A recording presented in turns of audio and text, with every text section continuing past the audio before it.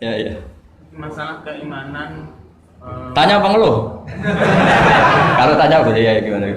Masalah keimanan tentang qada dan qadar. Oh ya. Kalau qada dan qadar itu kita sudah ditentukan oleh Allah, kenapa masih dimintai pertanggungjawaban nanti di akhirat? Oh ya. Betul, betul.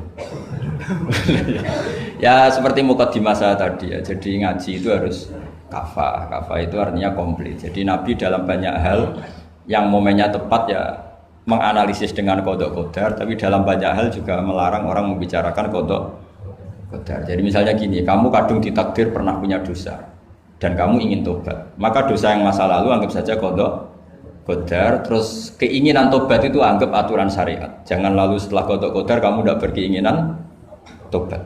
Ini penting saya utarakan karena Nabi itu ngendikan pasti dua kali. Saya jamin di setiap konteks sosial Nabi pasti ngendikan dua kali. Dua kali itu dua solusi. Nabi pernah ngendikan idza dzikiral qadar fa'amsiku wa idza dzikra ashabi fa'amsiku. Jika umatku telah menjustifikasi qada dan qadar fa'amsiku, kamu jangan ikut-ikut. Karena nanti akan yang zina enggak apa-apa, saya sudah qada qadar, yang maling ya enggak apa-apa karena sudah qada. Wah bahaya, bisa hancur syariat kalau seperti itu. Tapi ada banyak hal yang Nabi mengisnadkan itu ke qada qadar. Kayak cerita Nabi Musa dan Nabi Adam. Ada kan di hadis Sahih itu jelas. Ini dengerin ya, ini betul di hadis Sahih.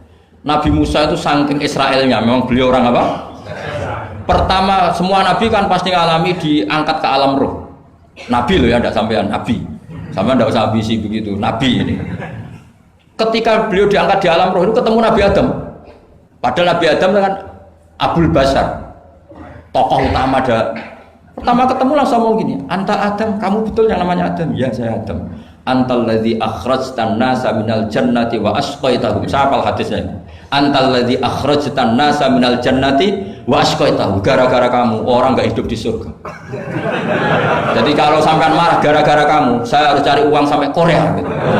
Coba kalau kita masih di surga enggak perlu kerja di mana? Karena semuanya tersediakan, enggak punya istri jelek, semuanya cantik karena bidadari.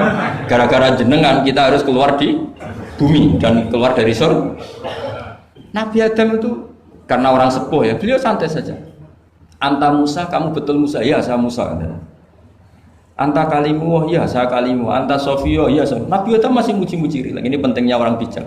Jadi kalau sama nanti ngelawan saya tetap bijak insya Allah. Tapi sampai bisa neraka, ngelawan kiai itu dosa. Dosa sekali, bukan dosa biasa, sangat dosa.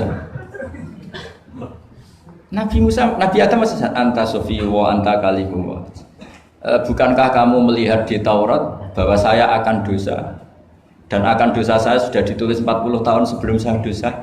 Iya ya Musa. Iya ya Nabi Adam, ya betul gitu.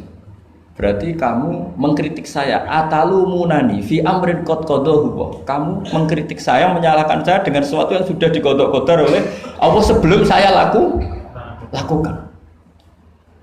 Jadi sudah ditulis sama Allah 40 tahun sebelum saya salah sudah ditulis skenario-nya nanti Adam akan salah terus keluar dari surga. Memang dari awal Allah skenario-nya seperti itu. Itu ibarat istri kamu sudah tahu ini kalau miskin setia, kalau sudah kaya nanti pola, itu sudah tahu. Tapi anehnya istri kamu ketika nyata pola kok tidak siap. Padahal sebetulnya sudah tahu gitu ya kan. Makanya saya kalau ngaji di mana-mana bilang kelirunya orang Indonesia itu satu. Kalau ilmunya terbukti itu tersiksa, itu kelirunya orang ini. Semua cowok tahu enggak? Semua lelaki tahu enggak? Kalau enggak pernah nafakoi diomelin, tahu enggak? Tahu. Tapi ketika itu nyata enggak siap.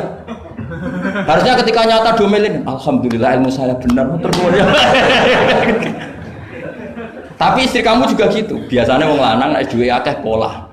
Terus dengar sampean mulai cinta orang lain. Harusnya kan alhamdulillah ilmu saya benar kan. Artinya gini, manusia saja bisa memprediksi.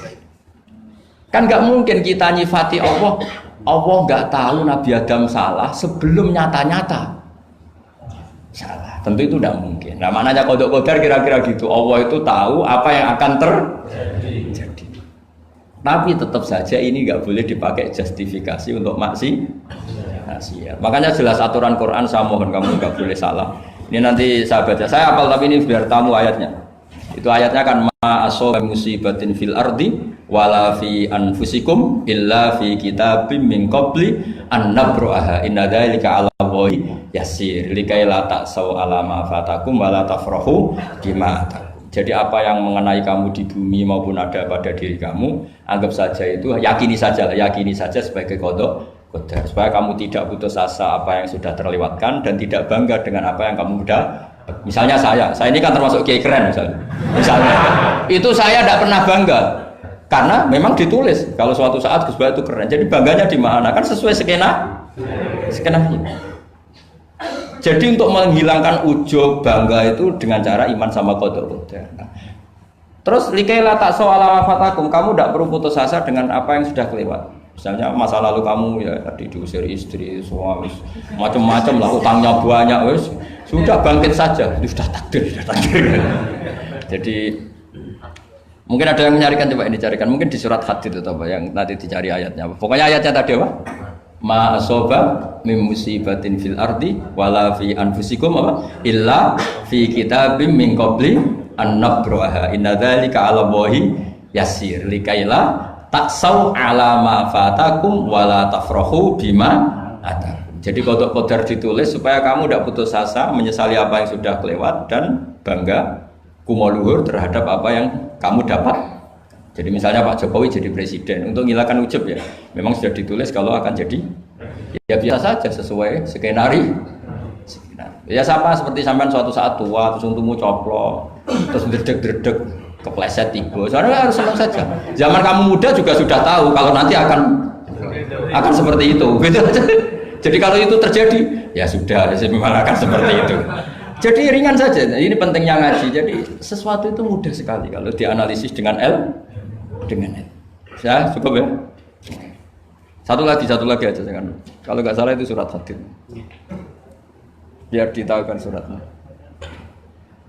Diumumkan siapa? Surat apa? Hadid betul. Hadid 22. Hadid 22 ya. Hadid 22.